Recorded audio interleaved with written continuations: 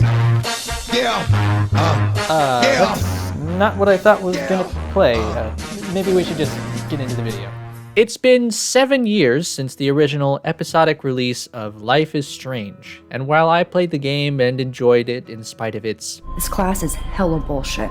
#relatable dialogue, I never felt compelled to play any of the other entries. But I heard some good things about this one and decided to jump back in since we have an all-new cast and location, and even a new developer. Don't Nod had developed most of the games in the series, with Deck 9 developing a spin-off of the first game released in 2017, and now Deck 9 is back for True Colors. They were previously known for such gems as...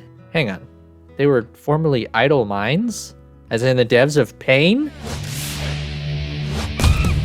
Wow. Talk about a genre switch. Anyway, the developer may be different from the last game I played, but mechanically it's not all that different, aside from the nature of the main character's powers. You play as Alex Chen, who is leaving some sort of facility to live with her estranged brother in a tiny mountain town called Haven Springs. You get introduced pretty quickly to all the town's major players, as well as Alex's power. Alex is able to read minds and sense people's emotions, even feel their emotions. Unlike Max's time manipulation, this ability is a lot more personal in nature, and Alex's decisions to use her power feels unnecessary at times. Sometimes she merely happens to be in the presence of a strong emotion and she has to navigate the situation toward a beneficial outcome, and sometimes she insists that her powers are the only option when simple human intuition and conversation could easily do the trick. Sometimes she'll just be talking to somebody and... Hey, what's up? Hey man, I just need to talk right now. There's some stuff going on that I need to get off my chest. There's something going on with Daniel, but I don't know what. Too bad he'd never just tell me what's on his mind. I'm gonna have to use my powers. Don't go anywhere, I'm coming over. The resulting scenes and moments that utilize her powers are sort of hit and miss, though I would say the hits make up for the misses. There were several moments when I was grinning ear to ear, laughing, or picking my jaw up after it slammed into the floor.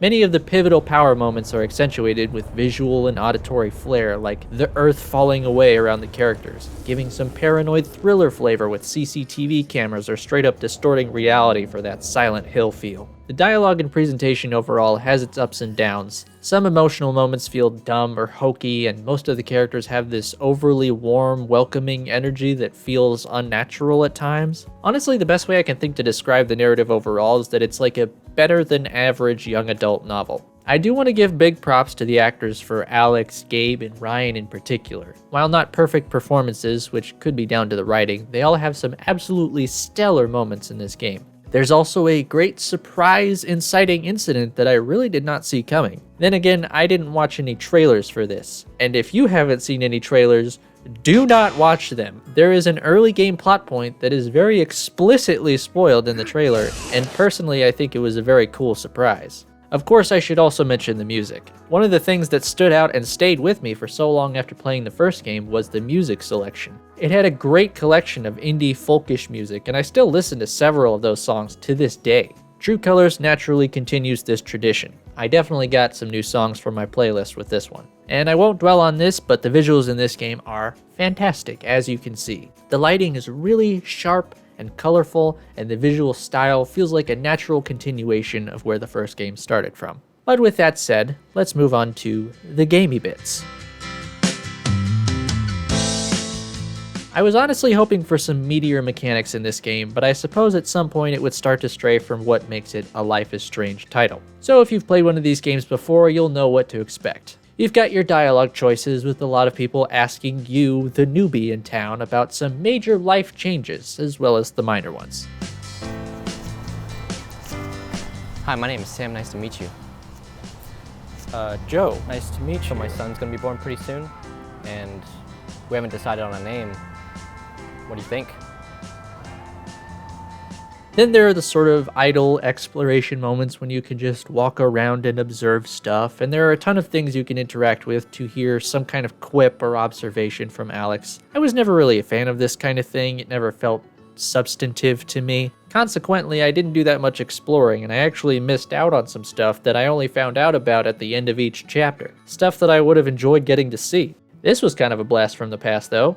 Maybe it's just me, but I haven't seen one of these results screens in years. But it is fun getting to see how your choices compare with other people's. As for Alex's powers, mechanically, they feel less substantial than Max's from the first game. Most of the time, you'll still be playing the game the same way you would normally, choosing dialogue options and interacting with things around you. From a gameplay perspective, Alex's powers just kind of feel like a cue telling you that this scenario is going to be important, whereas Max's powers had a sort of inherent puzzle element to them. Probably the most interesting gameplay section comes in the 4th chapter where the game takes on a pseudo-RPG form. This was definitely a welcome change of pace, but it still suffers from some of the presentation issues like other parts of the game. I understand that we're just seeing a very slightly heightened version of 3 people pretending to fight here, but even so, it just feels a little stiff. The music could be just a little more pronounced, and the UI felt like it really needed an overhaul. Even the last battle, which ups the production value, feels a little underbaked. But overall, it's a neat, fun idea.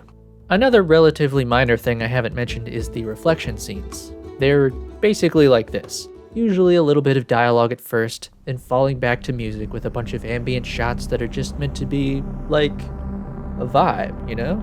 They're pretty nice though, and inoffensive, and optional. I did play the DLC for this game as well, and it's kind of underwhelming. It really feels like they either didn't have the time or the budget to make it into something substantial. Steph is the only character you see for the most part, and it takes place entirely in the record store. And it's not bad, don't get me wrong, but I don't think I'd be missing much had I skipped this side story. As far as these types of games go, the overall gameplay is decent. Nothing to write home about, but not too bad either. But I imagine most people play for the plot, which is pretty good. Until it isn't.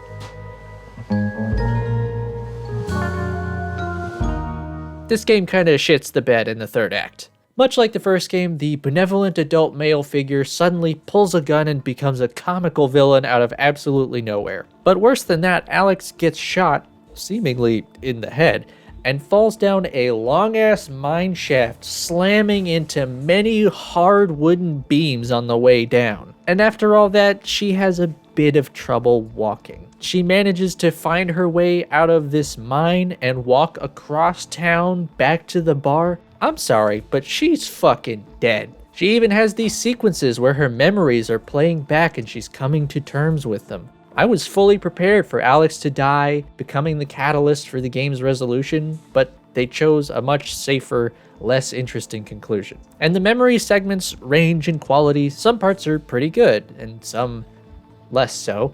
But it's kind of distracting that they didn't make new character models for the different ages of Alex and Gabe, and they have to explain it away with dialogue. You are 12, I am 16. I have to assume this was a budget or time issue, but it is strange. And then the big confrontation at the bar felt underwhelming for me as well, and even kinda goofy at moments. And I condemn you.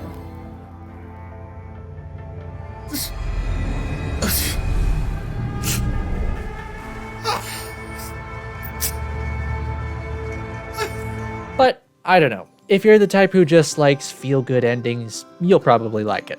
Taken as a whole, this game is definitely an improvement over the first one, and while I don't think it quite lived up to its potential, I wouldn't mind seeing what Deck 9 could do with another game. Maybe implement some sort of human launching mechanic? If you like Life is Strange in general, or games like it, I have a hard time imagining you wouldn't like this one. It's got room for improvement, but there are some unforgettable moments that ultimately make it a worthwhile experience. And hey, if you like this video, please share it with someone. It would really help me out. Maybe throw a like in there, a comment.